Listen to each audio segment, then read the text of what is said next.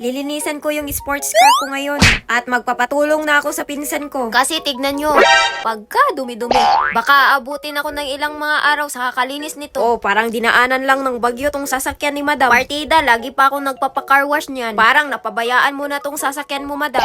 Isa pa tong mga angkan ko. Tuwing sasakay, kung ano-ano na lang yung kinakain dito. Kung ano-ano lang din yung nilalagay. O eto pa, tinaihan pa ng mga endangered species. Na-curious nga si madam, kaya inamoy niya pa. Buti na lang, wala pang butas tong leather na upuan. Lagi kasi namin nilalagyan ng cover yung seat. Tinanggal na namin para mapalitan na. Kasi nagkabutas-butas na. Naabutan ko nga itong buong pamilya ng pinsan ko. Magja-jogging daw sila. Kaya pala magja-jogging kasi bago yung sapatos. Ang sarap ngang sumama pero may obligasyon pa pala ako dito. Bago nga pagandahin namin yung loob ng sasakyan. Syempre, lilinisan muna namin. Tinanggal na lahat yung cover ng seat. Eto na nga yung pinsan ko yung gumawa. Kasi pagkahirap-hirap tanggalin ito, nakakabubo. Meron sanang vacuum na chargeable. Pero gusto ni madam yung mahihirapan talaga siya eh. Kanina pa nga ito nagrereklamo tong pinsan ko kasi nangangalay na daw siya sa kakawalis. Abay, wala siyang magagawa. Hindi din kasi nag-iisip tong si madam eh. Vacuum talaga yung dapat ginagamit niyan, madam, kasi pagkadami-daming alikabok. Pinanindigan talaga ni madam yung pagkabobo niya. Inisprehan na din namin ng pangpakintab. Para kunwari, bagong car wash lang. Oo, kumintab nga, pero mangangalay ka sa kakapunas. Kinalkal na nga namin yung mga pinamili ko. Dapat gumanda talaga tong sasakyan ko, kung hindi, mapapahiya talaga ako dito. Eto lahat yung mga in-order ko sa TikTok. Ewan ko kung tama ba tong mga pinamili ko. Ang una na nga naming nilagay, itong ang mat ng sasakyan. Buti na lang, andito yung pinsan ko. Kung si madam lang, nako, nagkabaliktad na to sa paglalagay. Dahil nalagyan na nga namin to ng mating. Hindi na kami mahihirapan sa paglilinis nito. Kasi kukunin at ipapagpag lang yung mating para matanggal yung mga alikabok ba. Ang sunod naming ilalagay sa sasakyan, binuksan pa namin. Sa dami kasi ng mga in-order ko, hindi ko na alam kung ano yung isusunod. Sakto din kasi yung nabuksan ng pinsan ko, yung cover ng seat. Kaya binihisa na kagad ni madam itong upuan. Buti na lang, hindi ako nagkamali sa size. Kasi fit na fit sa upuan ng sasakyan ko. Lahat ng upuan, binilhan ko ng cover. Kasi kawawa yung leather seat ko sa mga pamangkin ko. Nagtulong-tulong na nga kami dito. Kasi medyo mahirap pala tong ilagay. Pati yung manibela, nilagyan ko na din ng cover. Pati na nga din itong handbrake. Nilagyan ko na din ng cover itong gear shift handle. Maglalagay na din tayo ng mga accessories sa sasakyan. Etong flower na to, hindi lang to decoration. Air freshener talaga to sa aircon. I-clip mo lang yan sa aircon ng sasakyan para bumango naman. Nakalimutan ko na kung ano yung tawag nito. Basta dyan mo lang ilalagay. Dito nga sa cups holder ng sasakyan. Tama naman siguro tong mga pinagagawa ko. Hindi pa talaga tapos si madam sa pagpapaganda sa sasakyan niya. Ang dami pang nilagay. Pati dito sa upuan, pinaganda na niya ng tuluyan. Grabe yung effort na ginawa ni madam dito. Mga ilang oras sa pag-aayos. Eto na nga yung final look ng sasakyan ni madam. Okay, let's go.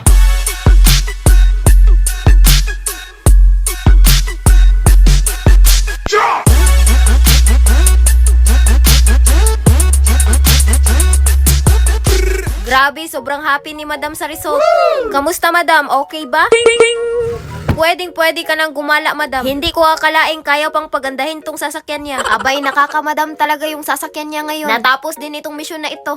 Nawindang ako sa in-order kong ukay-ukay bundles ba? Hindi nga halos mabuhat dahil sa laki at bigat. Kung nagtataka kayo kung bakit madami tong in-order ko, nako, pang buong angkan kaya ito.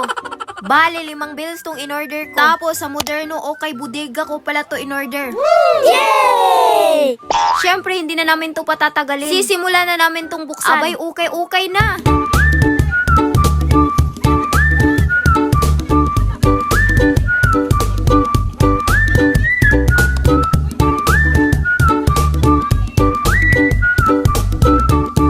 Yung unang sakong nabuksan namin, abay, puro dress. Kaya itong mga uncle at mga pinsan kong lalaki, nakikiukay na din. Hindi na talaga mapipigilan tong mga to. Abay, saktong-sakto ba naman sa kanila? Pero in fairness, ang ganda ng tela ng dress. Tapos wala talagang tapon. Pati na din itong kapitbahay ko, nakikiukay na din. Sinimulan na naming buksan yung ikalawang sako. Kakabukas pa lang pero mukhang nagkakainitan na. Nabuhayan yung mga pinsan kong lalaki kasi puro pantalon pala itong ikalawang sako. Kaya itong si Ivy, hindi halos mabitawan tong pinili niya.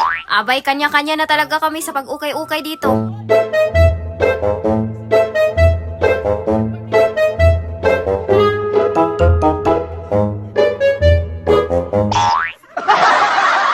Binuksan na nga namin yung ikatatlong sako. Naku, lalong nag-iinit yung labanan. Walang gustong magpatalo. Puro mga sweater pala ito. May halong blazer din. Kaya nagkagulo na talaga kami dito.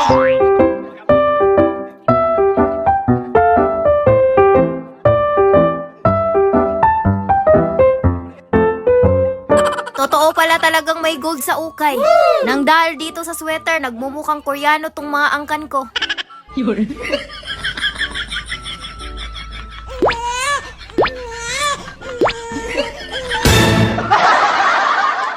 Binuksan na nga kaagad namin itong ikaapat na sako. Baka ito na yung boxer at tibak na hinahanap namin.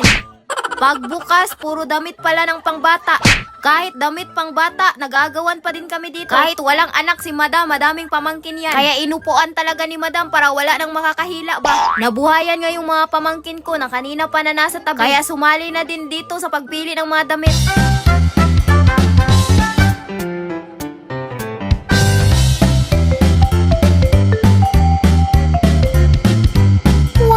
Tuluyan na naming binuksan yung ikalimang sako. Talagang ganado kami sa pag-ukay. Puro mga t-shirt pala tong huli naming binuksan. Wala na, nagkagulo na talaga kami dito.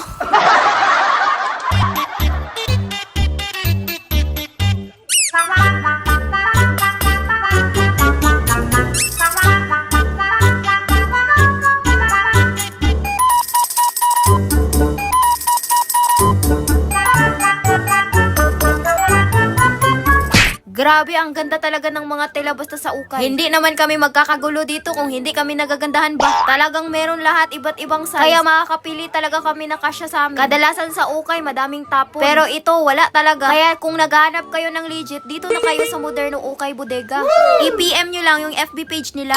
Abay, pwede din cash on delivery nationwide. Pwede din kayo maka-order through Shopee at TikTok. Pwede yung magpa-pick up through Lalamove. Pwede din na kayo mismo ang mag-pick up. Madami din silang pa-free dito. For as low as 1,500.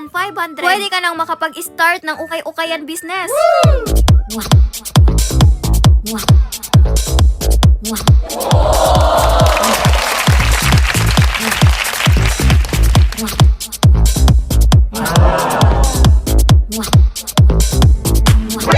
NANI?!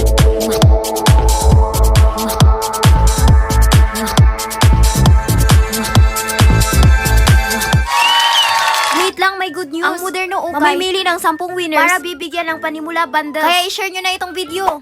Sabi ng mga angkan ko, na-miss na daw nilang kumain dun sa rooftop ng mansyon. Kaya dali-dali ko na tong pinalipad tong sasakyan para mamili ng mga lulutuin. Naisipan kong bumili na lang ng isda. Yung pinili ko, yung masarap isugba ba. Nagtanong din ako sa nagtinda kasi hindi ko masyadong kilala tong mga isda. Katabi ng isdaan, may meat shop. Dumiretso na ako dito at bumili ng karning baboy. Umabot nga ng 3 kilo tong nabili ko. Syempre, hindi din natin kakalimutang bumili ng mga ricados. Inompleto ko na yung mga binili ko bago ako umuwi. Pabilisan na to kasi anong oras na. Kaya pagkadating ko nga sa mansyon, dali-dali ko na tong hinugasan tong mga pinamili ko. Etong karning baboy, nilabhan muna bago nga ito minarinate. Si Ivy na nga yung nagmekos-mekos nito. Pinaubaya ko na sa kanya kasi expert na siya sa pagtimpla nito.